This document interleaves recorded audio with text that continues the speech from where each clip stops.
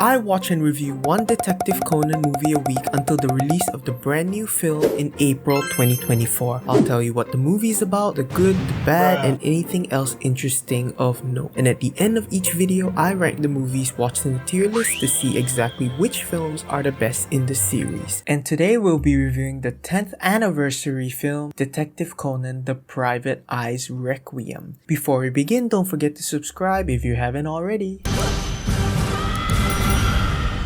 劇場版名探偵コナン10周年記念超大作探偵たちのレクイエム The Private Eye's Requiem premiered in Japanese theaters on April 15, 2006. Directed by Yasuichiro Yamamoto and written by Hiroshi Kashiwabara, marking the first time a Detective Conan movie is neither directed nor written by the original duo of Kenji Kodama and Kazunari Kochi. We're gonna miss you, fellas. Fun fact, the writer of this movie is also the same person who wrote the screenplay for the very first episode of the Detective Conan anime. The film follows Conan and his detective colleagues who are forced to solve a mystery for the Client, a faceless person who threatens to kill Conan and all of his unaware friends if they aren't able to solve the case. Meanwhile, the elusive jewel thief Kaito Kid is also being hunted down for unknown reasons. Conan, now under more pressure than ever, must solve the case to save his friends once more. Firstly, this movie has the quickest setup for its premise ever. In about 10 minutes flat, we know who the villain is, the case, the location it takes place in, and what's at stake, and they're off to the races. This was great as we got to spend more time on the case and less time on introductions and establishing the status quo, which normally took the other movies at least 15 to upwards of 30 minutes to fully set up. I must say, while watching, I found the movie was way more fun when it was focusing on the other characters away from the main case. We get cameos from nearly every character introduced at that point except the Black Organization themselves. We get to see Haibara try to prevent the deaths of her friends and the hilarious lengths she has to break character to do it. しばらく休んでいましょう。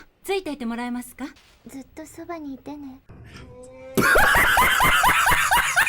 We see some really cute Takagi and Sato moments even though they weren't in the movie that much. We even give the detective boy some screen time that wasn't a complete waste of time. As for the case itself, it felt difficult to follow at times if I'm being honest. It doesn't help that the client gives Conan and Heiji these very cryptic clues that they somehow are able to decipher flawlessly, or rather conveniently. They go on a very standard investigation, and when the deduction is revealed, I'm just left actually even more confused. The client, who is revealed to be Ito Soehiko, so desperately wants this murder to be pinned on him because the police were suspecting another person, Shimizu Reiko, to be the culprit. The police even found traces of mascara that quite clearly does not paint Ito as the killer. Yet he insists that this is not the case and concocts up this whole malarkey of taking Conan's friends hostage, only to be told again by Conan and Heiji that the killer is indeed Shimizu Reiko. This made the client really stupid to me as, you know, a man of his prowess and intellect who was able to set this whole game up wasn't able to see the evidence for himself. I get that he's turning a blind eye because he had a crush on Reiko or whatever, but Conan says it best. そう、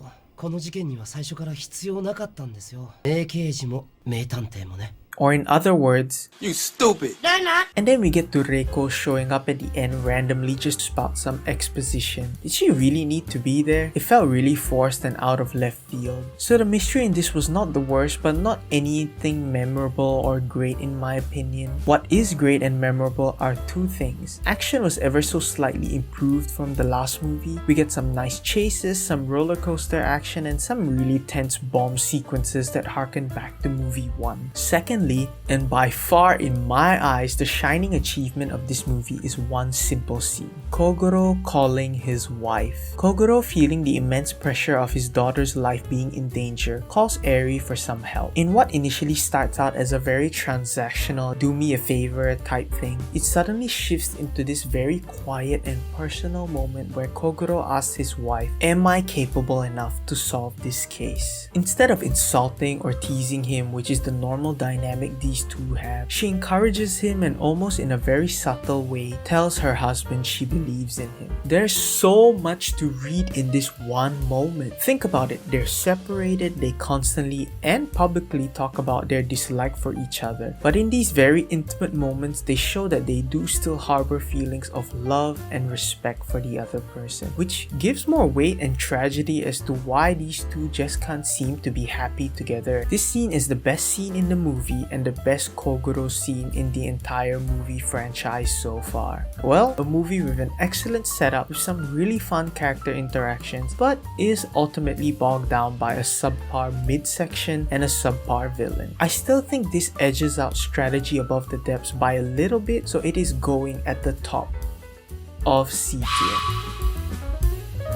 Next week, we review movie 11, Detective Conan, Jolly Roger in the Deep Azure. See y'all then. Bye bye.